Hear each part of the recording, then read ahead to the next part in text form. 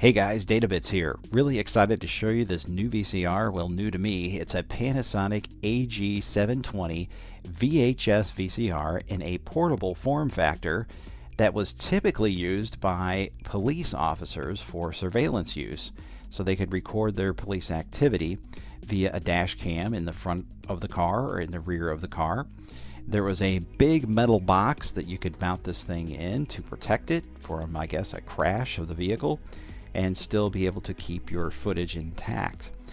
This unit is really small, very lightweight, very portable, and if they remade VHS VCRs, they should remake this one, because this would be really cool. It's not that much bigger than, say, the original Apple TV as far as the size goes.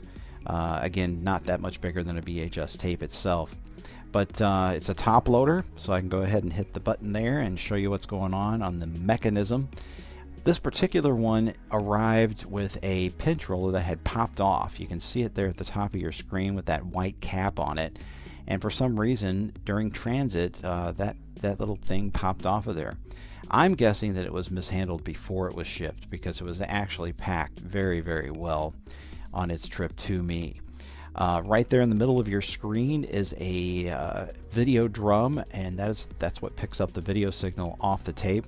And that particular drum is much smaller than your typical VHS head drums in VCRs. So the only other place I've seen them this small would be like in a VHS-C camcorder, or in a full-size VHS camcorder that you'd carry on your shoulder. And so yeah, there's some definite smallness to that part of it and to the mechanism itself. And after I show you the jack panel on the side, we're going to go ahead and pop this thing open, and we'll see what makes it tick on the inside. A couple of cool features you're seeing here on the front. Not only does it play back, but it records. A lot of these small VHS VCRs that were used for entertainment purposes in vehicles, say like for families and their minivans, did not have a mic input, a headphone jack, or the ability to record, and they certainly didn't have hi-fi stereo sound. Maybe some of them did, but very, very few and far between. Going around to the side here, you'll see that it has the B and C connectors for video in and out. It has RCA inputs and outputs for audio, as well as a hi-fi and normal switch. For recording, you have a SP and SLP switch, a remote jack at the top left of your screen there, and then over to the right, a input for a remote. Looks almost like a telephone cord jack right there, and a input for the DC 12-volt power supply. There are two screws to remove here, one here and one here, and that allows me to remove this cover that's on the load mechanism here. I'm going to go ahead and hit eject. That'll pop the carriage up. I've modified this videotape so that you can see more of what's inside, and done so by removing that front cover on this VHS tape. Don't worry, I have extra copies of Back to the Future. But again, that cover would almost completely cover this view right here, and I wanted you to see what's going on in there. So as soon as you hit the tape inside, put the tape inside, it goes ahead and winds the tape around the mechanism there, and threads it up and gets it ready to go. It doesn't start playing right away, so I can go ahead and hit play now, right there on the front, and off it goes. Whenever you fast forward or rewind, it unloads or unthreads the tape from the video head. See that happening here.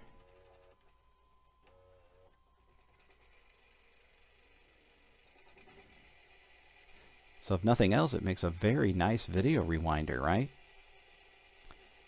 Again, as I said in the beginning, this one had some mishandling, I think, because it had several things wrong with it as soon as I got it. One of which we've already said, which is the pinch roller coming off. So, but I like its size. I wish that it did work perfectly, and but maybe I can work on it some more and get it working. But very, very compact as far as a VCR goes. Imagine the difference in size between this one and, say, a VCR that was a top loader that came out in the late 70s. Those would like take up half your house. So this one you can almost put in your pocket. Okay, I'm exaggerating both ways. Let's go ahead and take the cover off the bottom and see what's under there. Now I have the bottom cover removed so you can see what's going on underneath the hood here. So this is the motherboard, the brain of this particular VCR, and you can see it's very simply laid out. It's got a lot of quality circuitry in it. It is made in Japan. You can see that printed right in the middle of the circuit board there on your middle of your screen. You can see it has a lot of capacitors in it. A little bit of the mechanism right there going around that side. But there's no power supply in this unit. There is no tuner. There's no RF modulator. That stuff being removed makes for a much more compact VCR. And again, you can just see they have the bare necessities in here. A little bit of a circuit board there on the side, on the back side of the jack panel there. You can see that. So again, very well built, nice metal housing, chassis inside there.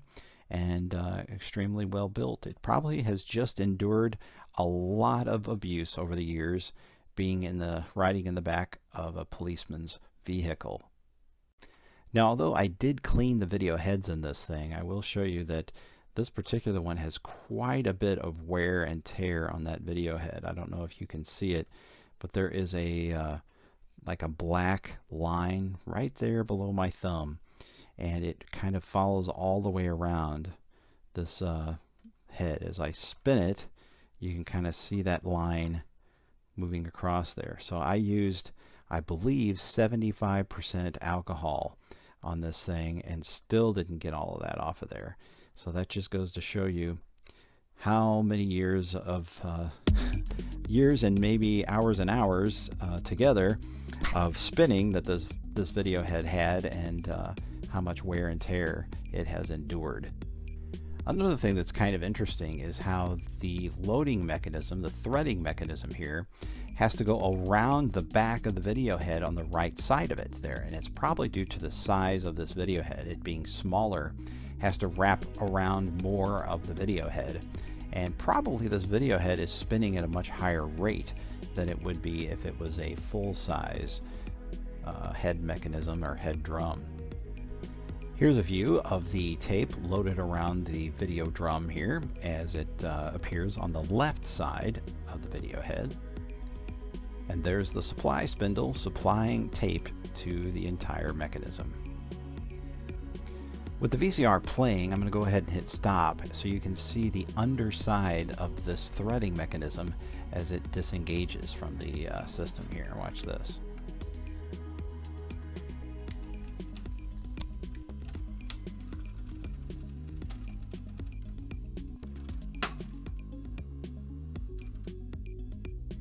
You can see the video drum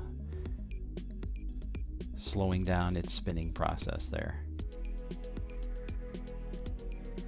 Well guys, that's going to wrap up this video. I do want to leave you with this warning to close this door before closing Vault and to press here. Alright, so thank you for watching this video. Please subscribe to the channel, share this video with a friend, leave some comments below, click the like button or the dislike button. I take all dislikes as likes, so just so you know.